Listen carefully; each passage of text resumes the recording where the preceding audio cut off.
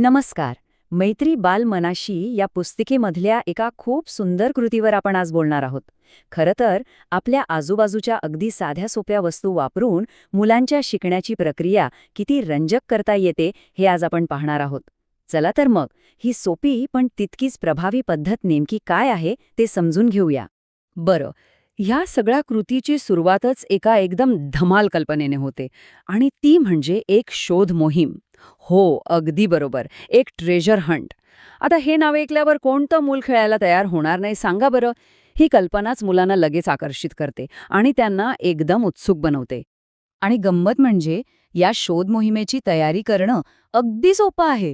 यासाठी जे काही सामान लागतं ना, ते सगळं आपल्याला घरात किंवा घराच्या आसपास सहज मिळून जातं. या खेळाची सगळ्यात भारी गोष्ट काय आहे माहितीये? यासाठी ना अजिबात खर्च करावा लागत नाही. फक्त प्रत्येक मुलाला एक छोटीशी पिशवी किंवा टोपली द्यायची आणि त्यांना त्यांच्या परिसरामधून दगड, पानं, बिया असं जे काही नैसर्गिक सापडेल ते गोळा करायला सांगायचं. बघा, निसर्गाशी जोडले जाण्याचा किती सोपा आणि सुंदर मार्ग आहे हा, नाही का? चला, आता आपण या खेळाच्या मुख्य भागाकडे येऊया. ही कृती मुलांच्या विकासाच्या 3 वेगवेगळ्या टप्प्यानुसार विभागली आहे. म्हणजे कसं की प्रत्येक वयोगटातल्या मुलाला याचा पुरेपूर फायदा मिळावा.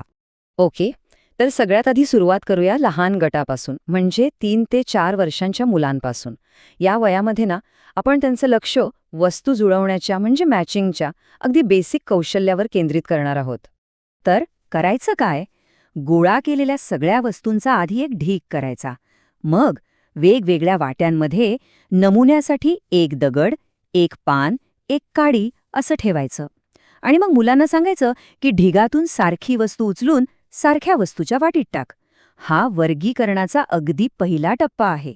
मुलांना फक्त सारख्या दिसणाऱ्या वस्तू ओळखायला आणि एकत्र ठेवायला शिकवायचं आहे. इतकं सोपं. आता जरा पुढच्या लेवलवर जाऊया. म्हणजे 4 ते 5 वर्षांच्या मुलांसाठी हा खेळ कसा बदलतो ते पाहू.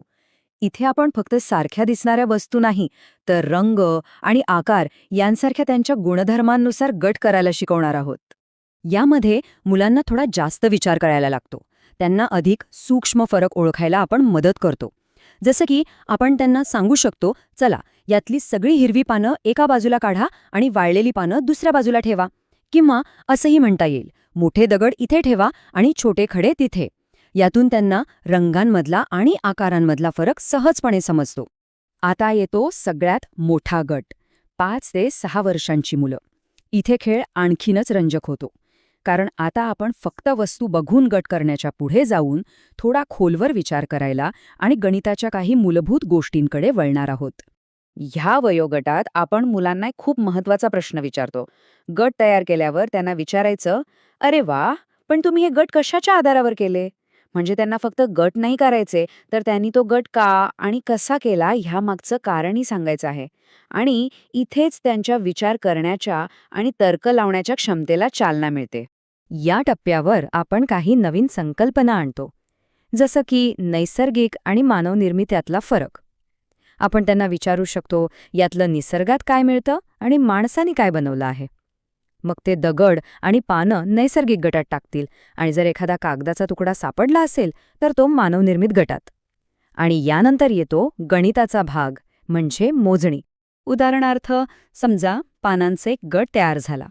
मग आपण त्यांना म्हणायचं, चला आता ही पानं मोजूया बरं, किती आहेत? 1, 2, 3 असं करत 12 पाने. बस, इथूनच तर गणिताची पहिली सगळ्यात महत्वाची पायरी सुरू होते.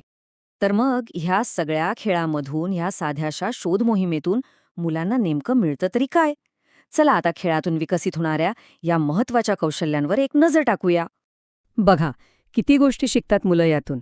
पहिला म्हणजे वर्गीकरण, म्हणजे सारख्या आणि वेगळ्या गोष्टींनुसार गट करायला शिकतात. दुसरं, त्यांची निरीक्षण शक्ती वाढते. ते बारकाईने बघायला लागतात. तिसरं, ही एक प्रकारची गणिताची पूर्वतयारीच आहे. कारण गट करणे म्हणजे गणितातील संच या संकल्पनेचा पाया आहे. आणि सगळ्यात महत्त्वाचं, त्यांना आपल्या परिसराबद्दल एक वेगळी जाणीव होते, एक वेगळं भान येत. आणि आता जाता जाता एक प्रश्न आपल्या सगळ्यांसाठी. आजच्या या माहितीनंतर आपल्या आजूबाजूच्या परिसराकडे बघण्याचा दृष्टिकोन नक्कीच थोडा बदलेल. जरा विचार करा, आपल्या बागेत, घराच्या आसपास अशा कोणत्या वस्तू आहेत ज्या मुलांसाठी एक नवीन, रोमांचक शोध मोहीम सुरू करू शकतात?